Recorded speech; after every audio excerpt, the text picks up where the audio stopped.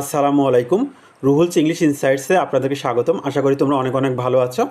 আজকে আমরা যে বিষয়টা নিয়ে কথা বলবো তা হচ্ছে জেরান্ড এবং পার্টিসিপলের মধ্যকার গুরুত্বপূর্ণ কিছু পার্থক্য নিয়ে। তাহলে শুরু করা যাক।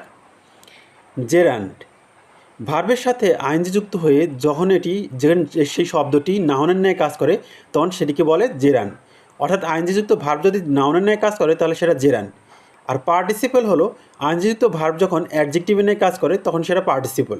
অর্থাৎ আইএনজি যুক্ত ভার্ব যদি অ্যাডজেক্টিভের ন্যায় কাজ করে তাহলে তাকে পার্টিসিপল বলে।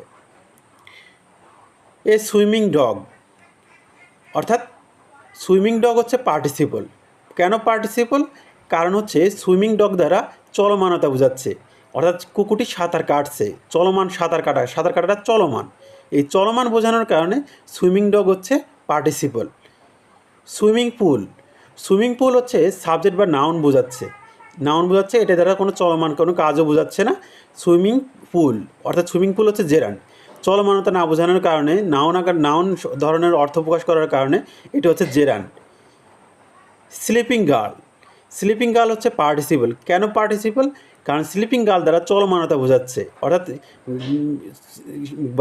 বালিকাটি ঘুমাচ্ছে, ঘুমানোটা চলমান, অর্থাৎ চলমান কাজ বোঝাচ্ছে, এই জন্য স্লিপিং গার্ল হচ্ছে পার্টিসিপল। স্লিপিং পিল হচ্ছে জেরান্ড, কারণ এটি দ্বারা কোনো চলমানতা বোঝাচ্ছে না। স্লিপিং পিল অর্থে এখানে নাউন অর্থ প্রকাশ করতেছে, নাউন অর্থ প্রকাশ করার কারণে স্লিপিং পিল হচ্ছে জেরান্ড।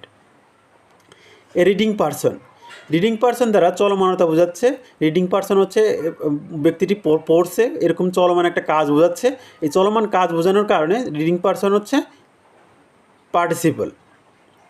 রিডিং টেবিল হচ্ছে পড়ার টেবিল, এটি নাউন বোঝাচ্ছে, নাউন অর্থ প্রকাশ করার কারণে এটি জেরান্ড।